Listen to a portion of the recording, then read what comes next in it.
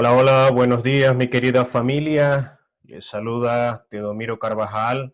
Para mí, nuevamente, es un privilegio y un placer poder acompañarles, estar con ustedes a través de este medio digital.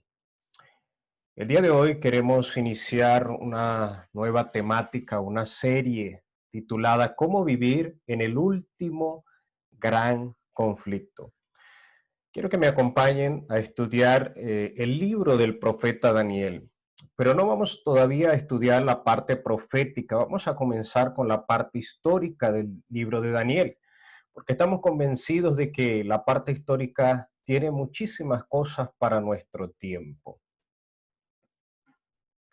Así que mi querida familia, esperamos en el nombre de Dios que esta serie pueda ser de gran bendición para cada uno de ustedes.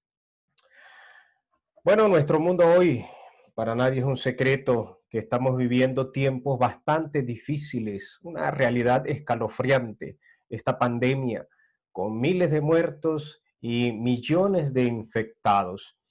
La vida ha sido desafiante porque aparte de lidiar con esta pandemia, pues tenemos que lidiar con otras limitaciones, una crisis económica también que se ha desatado y desarrollar o llevar adelante nuestra vida del día a día ha sido un verdadero desafío.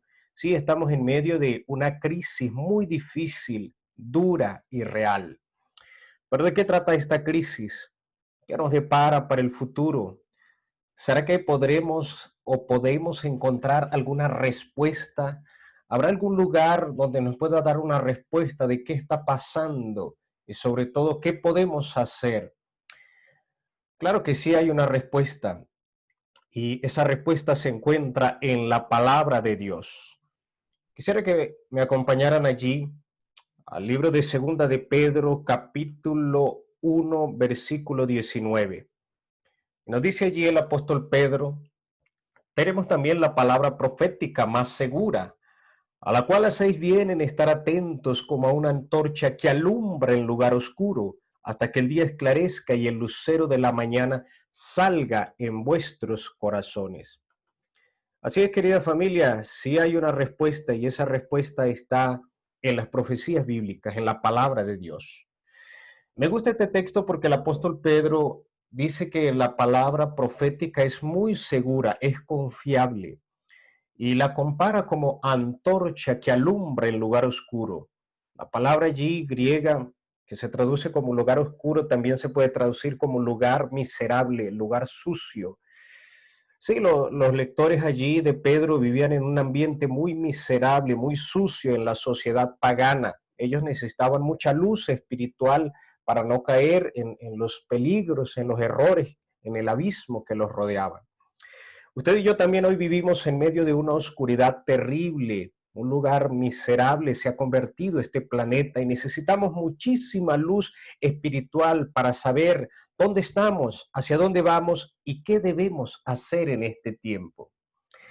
Es decir, familia, hoy más que nunca usted y yo tenemos que regresar a las profecías bíblicas porque allí encontraremos la respuesta de qué es lo que está pasando en este mundo y cómo usted y yo tenemos que vivir, tenemos que seguir adelante con nuestras vidas.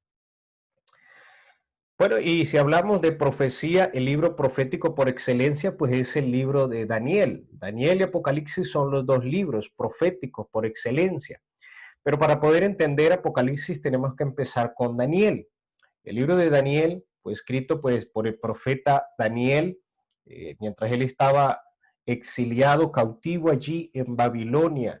Un libro que tiene más de 2500 años, pero que contiene verdades eternas muy relevantes para nosotros hoy en día. Un libro que fue escrito para nuestro tiempo. Si ustedes me acompañan allí mismo en el libro del profeta Daniel, Daniel capítulo 12, es interesante que se repite algo al finalizar el libro. En Daniel capítulo 12, versículo 4, se le dijo a Daniel: cierra las palabras y sella el libro hasta el tiempo del fin. Daniel seguía sin entender las cosas. Daniel escribió, pero no entendía muchas cosas. Y en el versículo 6 allí del capítulo 12 de Daniel, él le pregunta, ¿y cuándo es el fin de estas maravillas? Y no se le da respuesta. Y más adelante en el versículo 8 vuelve a preguntar, ¿pero cuándo es el fin? Daniel insiste en saber el tiempo del fin, en entenderlo todo. Y en Daniel 12:9 se le vuelve a responder y dice, Daniel, sella las palabras. Estas palabras están selladas y cerradas hasta el tiempo del fin. Es decir, mire, aquí hay algo que se le dijo a Daniel, y es que el libro que él escribió era para el tiempo del fin. El tiempo del fin es cuando las profecías de ese libro y todas las enseñanzas de este libro iban a tener una aplicación marcada, iban a tener un significado específico, iban a ser reveladas, iban a ser abiertas, iban a ser para ese tiempo. Nosotros creemos que estamos viviendo en ese tiempo del fin. Entonces, más que nunca, el libro de Daniel es para nosotros, para nuestro tiempo. La escritora cristiana Elena G. de White, en su libro Profetas y Reyes, página 402, nos recuerda también esto y nos dice, a medida que nos acercamos al término de la historia de este mundo, las profecías registradas por Daniel exigen nuestra atención especial, puesto que se relacionan con el tiempo mismo en que estamos viviendo. Sí, mi querida familia, el libro de Daniel se escribió para este tiempo de la historia, conocido como el tiempo del fin.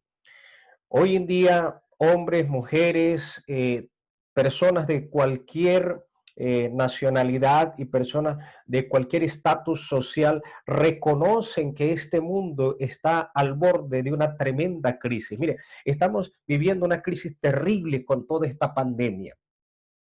Políticos, médicos, filósofos, sociólogos, científicos, estadistas, todos están de acuerdo en que esta crisis sencillamente ha desatado otras crisis. Además, mire, las ciudades aquí en América están llenas de crimen, de violencia. Alrededor del globo, las naciones también están envueltas en muchos disturbios políticos. Y si vamos a África, allí las naciones de África están llenas de conflictos. En Medio Oriente, ese es un punto caliente, hirviendo, casi listo para explotar. Aparte de los terremotos, desastres naturales, hambre, muchísimos problemas que plagan este planeta. Definitivamente estamos viviendo este periodo de la historia, este tiempo de la historia del mundo conocido en la Biblia como el tiempo del fin. Entonces, el libro de Daniel, todo lo que contiene el libro de Daniel es muy especial, tiene un significado especial para nosotros, una aplicación especial para nosotros que estamos viviendo este tiempo. Así que Daniel y Apocalipsis son esos libros que tienen que ser estudiados, tienen que ser entendidos y aplicados, porque fueron escritos para este tiempo que estamos viviendo. Ahora, el libro de Daniel, eh, ¿cuál es la temática de Daniel? ¿Cuál es el tema básico de Daniel? ¿Cuál es el propósito? ¿Por qué fue escrito? ¿Por qué usted y yo tendríamos que dedicarle tiempo para estudiar este libro tan antiguo que tiene casi 2500 años de escrito? Mire, si hay algo que es bueno y me gusta de esta generación es que la mayoría de las personas quieren algo que esté al día, ¿sí? Algo que se aplique a sus vidas hoy. Así que la pregunta es, ¿por qué estudiar este libro? Bueno, pues ningún otro libro es tan pertinente y tan actual como el libro del profeta Daniel. Ahora, el libro del profeta Daniel tiene cierta particularidad, y es que aunque es profético, no contiene 100% profecías, se divide en dos partes, tiene 12 capítulos. Los primeros 6 capítulos tienen la parte histórica y los últimos 6 capítulos se componen mayormente por visiones, por profecía. Ahora, esto es muy importante. Alguien cuando va a estudiar las profecías inmediatamente entra a Daniel capítulo 7 en adelante porque quiere entrar la parte profética. Pero la parte histórica es importante. Sí, la profecía es importante porque nos dice cuándo van a ocurrir y qué cosas van a ocurrir en el futuro. Pero la historia me dice también cómo. ¿Cómo es que se van a llevar adelante las cosas? ¿Cómo se van a desarrollar estos eventos? ¿Y cómo es que usted y yo tenemos que vivir en ese tiempo llamado el tiempo del fin? Las profecías nos dicen cuándo ocurrirán las cosas, pero las historias nos dicen cómo prepararnos para cuando estas cosas se estén desarrollando. Así que es muy importante, no solo la parte profética de Daniel, sino también la parte histórica. Por eso en esta serie nosotros vamos a iniciar, vamos a empezar estudiando la parte histórica. ¿Cuál es nuestro objetivo? ¿Por qué estudiar la historia? Hay personas que dicen que sencillamente no podemos beneficiarnos mucho de la historia, pues fueron eventos que ya ocurrieron y nosotros hoy en día estamos viviendo en otros tiempos. Mire, eh, Salomón lo dijo en Eclesiastés capítulo 1, versículo 9. ¿Qué fue? ¿Qué es lo que fue? Pues lo mismo que será. ¿Qué es lo que ha sido hecho? Lo mismo que se hará. Así que no hay nada nuevo debajo del sol. Y hay algo interesante cuando nosotros estudiamos la historia, y es que la historia siempre se repite. Mire, usted y yo tenemos que estudiar la historia, comprender el pasado, porque eso nos ayuda a entender el presente, a interpretar correctamente el presente y prepararnos correctamente para el futuro. Esta es la razón por la cual nosotros necesitamos estudiar cuidadosamente los capítulos históricos de Daniel. ¿Por qué? Porque me ayudan a entender qué es lo que está sucediendo y me ayudan a prepararme correctamente para el futuro. Allí en las historias de Daniel hay lecciones espirituales que necesitamos aprender. Cómo Daniel y sus amigos vivieron, cómo reaccionaron en medio de la cultura pagana de Babilonia. En Daniel y sus amigos nosotros encontramos un ejemplo de cómo es que usted y yo tenemos que vivir en medio de la cultura pagana también de nuestro propio siglo, de nuestro propio tiempo.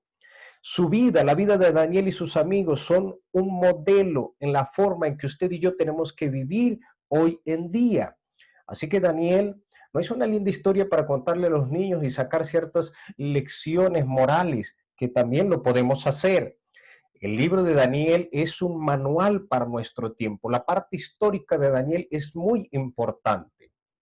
Recuerde, debemos comprender el pasado porque nos ayuda a entender el presente y prepararnos correctamente para el futuro. Ahora, teniendo esto en cuenta, entonces vamos a comenzar nuestro estudio, ¿sí? El día de hoy solo abarcaremos los primeros dos versículos. ¿Por qué? Porque estos dos versículos nos revelan una doctrina fundamental para entender las profecías y también para comprender lo que está pasando en el mundo hoy. Y es que, familia, estamos en medio de un gran conflicto. Esto es una doctrina fundamental. Hay una batalla titánica entre el bien y el mal, entre las fuerzas de Dios y las fuerzas del mal. Y Daniel capítulo 1 inicia narrándonos o hablándonos de este conflicto. Ahora, Daniel capítulo 1, versículo 1, inicia diciéndonos: en el año tercero del reinado de Joacim, rey de Judá, vino Nabucodonosor, rey de Babilonia, a Jerusalén y la sitió. Mire, aquí ya en el capítulo primero, en el primer versículo, Daniel pone el fondo histórico y geográfico de todo el libro, de lo que está sucediendo, ¿sí? Aquí en este versículo, mire, hay una fecha, ¿sí? Año tercero del reinado de Joacim, es el año 605 antes de Cristo. Hay dos personajes, rey de Judá y el rey de Babilonia, ¿sí? Nabucodonosor y Joacim. Hay dos ciudades, Jerusalén y Babilonia. Hay un evento histórico. Babilonia viene y sitia, invade, cerca Jerusalén. Así que el tema aquí se establece en el primer versículo y es una batalla entre Jerusalén y Babilonia, una batalla entre el rey que le sirve a Dios y el rey que le sirve a los dioses paganos. Ya aquí el primer capítulo de Daniel introduce una guerra, una lucha, y ese va a ser todo el tema del libro de Daniel y es todo el tema de las profecías bíblicas. Babilonia versus Jerusalén, el mal contra el bien. Sí, más allá de una trifulca local que involucraba dos reinos históricos, el autor aquí nos está señalando un conflicto universal. Pero vamos rápidamente nosotros a conocer, a repasar un poco la historia de estas dos ciudades, Jerusalén y Babilonia. Jerusalén. Jerusalén es la ciudad de Dios, ¿sí? Jerusalén fue una ciudad que Dios fundó. Inicia la historia de Jerusalén en Génesis capítulo 12 en adelante, cuando Dios llama a una familia, Dios llamó a un personaje, Abraham, y le hizo una promesa, hizo un pacto con esa familia, y es que iba a ser de ellos una gran nación, y a través de esa nación iban a ser benditas todas las familias de la tierra. Todo el libro de Génesis, desde Génesis 12 hasta Génesis 50, narra la historia de esa familia, Abraham, Isaac, Jacob y su hijo José. Cómo ese Dios bendijo esa familia, protegió esa familia, se manifestó en esa familia, ¿sí? Esto allí inició por lo menos 1200 años antes del tiempo de Daniel, inició la historia de esta familia. Más adelante, después, el libro de Éxodo, Levíticos, Número y Deuteronomio nos habla de cómo esa nación, cómo esa familia creció, se formó una nación, pero estaban esclavos en Egipto. 400 años pasaron de esclavitud en Egipto hasta que Dios interviene y Dios los liberta. Dios los saca con mano poderosa, los lleva a esa tierra que le había prometido a Abraham para poder establecerlos allí y hacer de ellos una gran nación. Después el libro de Josué en adelante, todo casi el Antiguo Testamento ya habla de esa nación. Cuando Dios establece esa nación, trata de guiarla, trata de orientarla, pero definitivamente fracasó el plan. Podemos resumir todo eso en palabras que Dios le dijo al profeta Isaías en Isaías capítulo 1, versículo 2, cuando él dijo: crié hijos y los engrandecí y ellos se rebelaron contra mí. Aquí podemos encontrar el resumen de toda la historia de Jerusalén. Una ciudad que Dios fundó, una ciudad, un grupo de personas que Dios crió, que Dios redimió, que Dios estableció, que Dios bendijo y se manifestó poderosamente en ellos, los engrandeció, pero ellos se rebelaron. Pero a pesar de la infidelidad, Jerusalén sigue representando el bien. Por eso en las profecías bíblicas Jerusalén es la ciudad de Dios, porque Jerusalén es la ciudad de los hijos de Dios, de los depositarios de la verdad. Por otro lado tenemos a Babilonia, ciudad sanguinaria. Babilonia, desde los tiempos más antiguos, ha simbolizado aquí en la Biblia las fuerzas del mal, las fuerzas que se oponen a Dios, que procuran poseer prerrogativas y privilegios que solo le pertenecen a Dios. Es por eso que, por ejemplo, en Isaías 14, versículo 4, allí le dijo al profeta Isaías que pronunciara un proverbio contra el rey de Babilonia. Y empieza más adelante el versículo 13 y 14 a decir, cuando en palabras del profeta allí, tú decías en tu corazón: subiré a lo alto, a las estrellas levantaré mi trono y seré semejante al Altísimo. ¿Sí? Babilonia representa ese poder que quiere usurpar el poder de Dios. Representa a Satanás. Satanás, que empezó una guerra en el cielo, Génesis 3 nos dice que después llegó a la tierra y engañó a la humanidad. Más adelante en Génesis capítulo 11, allí está la narrativa cuando relata que después del diluvio la humanidad decidió construir una torre que llegara hasta las puertas del cielo. Así que el texto nos dice que Dios descendió y quiso desbaratar ese proyecto, porque la humanidad se había unido, pero no se había unido para hacer el bien, se habían unido con un único propósito: rebelarse contra Dios. Podemos decir que Génesis 11 fue el primer intento de Satanás de establecer un gobierno global, de establecer un imperio que se levantara contra Dios. Y es interesante, porque allí Babel, la raíz Bel significa confundir, así que porque Dios descendió y confundió el lenguaje, el idioma de las personas. Por cierto, la palabra hebrea también para Babilonia significa eso. Babilonia significa confusión. Babilonia es el símbolo bíblico del mundo inferior que quiere usurpar el poder que solo le pertenece a Dios. Babilonia. Y ya en las profecías bíblicas nos dice que es esa gran ramera que va a estar contra Dios. Apocalipsis capítulo 17, versículo 5 dice, Babilonia la grande, madre de las rameras y de las abominaciones de la tierra. Babilonia fue una ciudad literal, era centro de idolatría, de adoración a dioses falsos. Así que en el centro de la existencia de Babilonia está la rebelión contra Dios, contra los principios de Dios. Babilonia se levanta en oposición a Dios y en oposición a su santa ley. Así que estas dos ciudades, Jerusalén y Babilonia, dos ciudades antiguas que profetizaban a los dos pueblos que iban a vivir en el tiempo de final, a lo largo de la historia, pero específicamente en el tiempo final. Sí, fueron dos ciudades literales, pero eran la antesala, eran una profecía de lo que ocurriría en el tiempo final. Todo lo que la Babilonia literal e histórica realizó es una muestra de lo que la Babilonia mística, la Babilonia final realizará en este tiempo. Y esto es muy importante que nosotros lo tengamos en cuenta. Por eso Daniel 1:1 entonces inicia hablándonos de un conflicto, una lucha entre estas dos ciudades. Ahora, vamos rápidamente a ver la ubicación del conflicto, dónde se desarrollaron todo este evento histórico.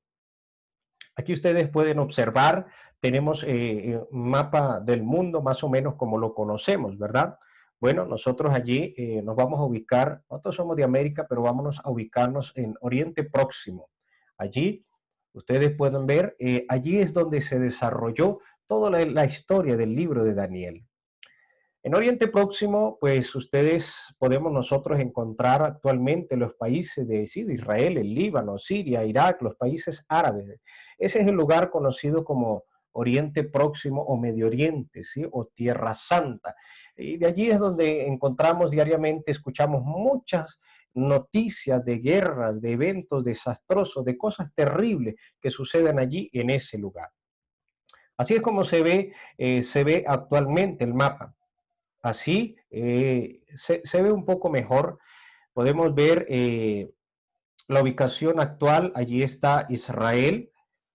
Entonces, Israel no abarca mucho terreno, es algo pequeño. Hay otros países que abarcan mucho más territorio, pero allí fue el lugar donde Dios estableció su nación. Esta es la distribución actual de esta región, pero no siempre fue así. En Medio Oriente, en la época de Daniel, se veía más o menos así. Esta era la distribución en ese entonces. Allí reinaban pues varios reinos independientes. Algunas veces algunos de estos reinos dominaban a otras naciones, pero no realmente había un imperio dominante como tal. Hasta que de repente en este lugar, en Caldea, en esta región de Caldea, precisamente de la misma región donde Dios llamó a Abraham, de Ur de los Caldeos. Bueno, en esta región se levantó un reino, los babilonios, Babilonia. Babilonia se levantó con Nabopolassar como su rey y su hijo Nabucodonosor como su jefe militar, su general. Ellos se extendieron por toda la media luna fértil. Su única amenaza era Egipto. Y por cierto, Jerusalén pues quedaba, era cercana a Egipto. Jerusalén se encontró de pronto involucrada en medio de un conflicto de estas dos grandes naciones. Dios le dijo a Jerusalén que no se rebelaran contra Babilonia, sino que se sometieran, pero ellos se rebelaron, a pesar de que Dios les había advertido. Es por eso que entonces Babilonia viene y invade, sitia, toma a Jerusalén. Ahora surge una pregunta de todo esto y es, ¿por qué? ¿Por qué Dios permitió esto? ¿Por qué parece que el mal prevalece sobre el bien? ¿Quién es el que entonces está al control de la historia? Y es una pregunta que también nosotros nos hacemos a diario. Es una pregunta que muchas personas encuentran difícil de responder. ¿Por qué existe tanto sufrimiento en este mundo? ¿Por qué el mal prevalece? ¿Por qué los que mal actúan, mal obran, siempre les va mejor? ¿Qué pasa? Parece que Dios perdió el control de la historia. Parece que es el mal el que está controlando toda esta situación. ¿Qué es lo que realmente está sucediendo? Bueno, Daniel capítulo 1, versículo 1 nos dice el evento histórico desde el punto de vista humano.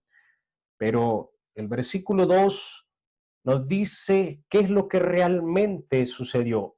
Es decir, nos va a explicar el evento histórico desde el punto de vista espiritual, desde el punto de vista de Dios. Y nos dice allí, el Señor entregó en sus manos a Joacín, rey de Judá, y parte de los utensilios de la casa de Dios, y los trajo a la tierra de Sinar, a la casa de su Dios, y colocó los utensilios en la casa del tesoro de su Dios. Aquí está la explicación. Mire, la historia no transcurre al azar. La historia tiene un propósito divino. Un observador de esta escena histórica allí en el cercano oriente, allá en el año 605 a.C., puede haber pensado que todo esto que estaba sucediendo era resultado de cambios, de lealtades, de poderes humanos. Pero aquí hay más que eso. Daniel nos indica que hay una dimensión adicional. Aquí no nos dice que Joaquín se rindió, que cayó en manos de Nabucodonosor, no porque era un rey malo, aunque sí lo era. Cayó porque Dios lo permitió. Dios dirigió los eventos de esta manera. Hay un factor invisible que estaba involucrado en el curso de estos eventos y ese factor se llama Dios, es el factor divino. Familia, la conquista de Jerusalén no fue el resultado de la valentía, del poderío, de la estrategia militar de Nabucodonosor, no.